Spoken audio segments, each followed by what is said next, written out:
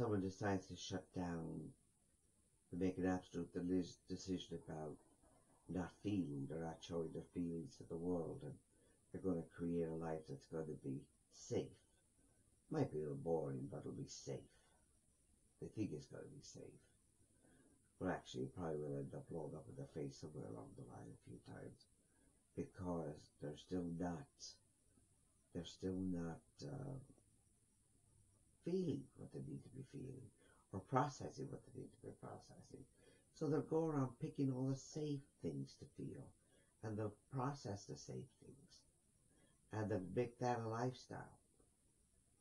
The problem is they discover it's not working for them, or they won't become involved because it's safer not to become involved, because then they won't have to feel, or won't have to engage in something with somebody or other people in the same way. So, they might create that kind of a lifestyle. Others might come at it from an anger, because anger protects as well. So they may end up having a lifestyle of being angry all their lives and wondering why people can't get close to them. So is that the same as walking around with a chip on your shoulder? Yes. Either one of them does not allow them, they don't allow people in, whether they're going to take the road that they're going to be nice all the time. That's protection too. They don't allow anybody in. Or if they're going to be angry all their lives, they don't allow anybody in, because that repels people. So, and then they wonder why. Because they're still not happy on the inside. Because they've shut themselves down. They've shut their emotional bodies down.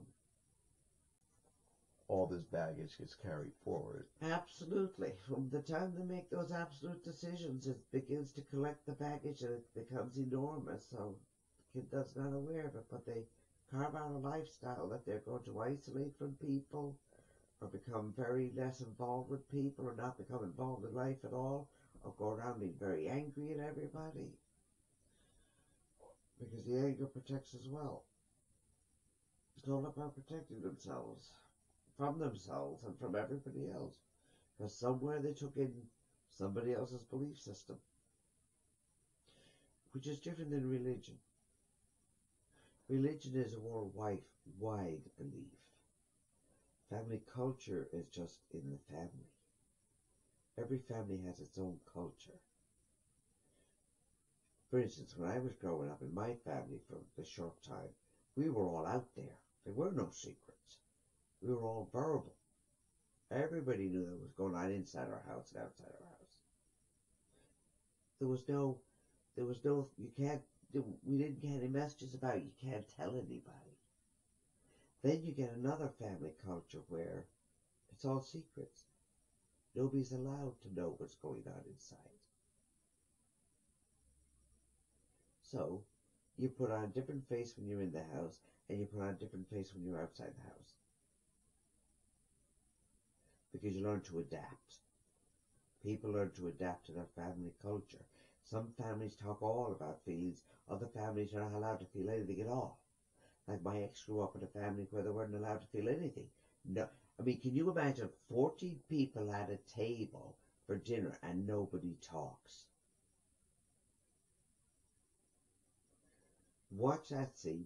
Come over to my scene where you have whatever you have at the table and they're all talking.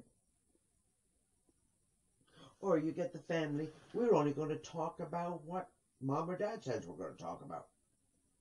They don't want to hear anything else. That's family culture. Or, you could be at a dinner table and some little kid's trying to tell some story about getting hurt at school and get really upset about, crying about it. If somebody else at the table might say, well, don't be such a crybaby. That totally discounts feelings. We're not going to talk about feelings here. You get the picture?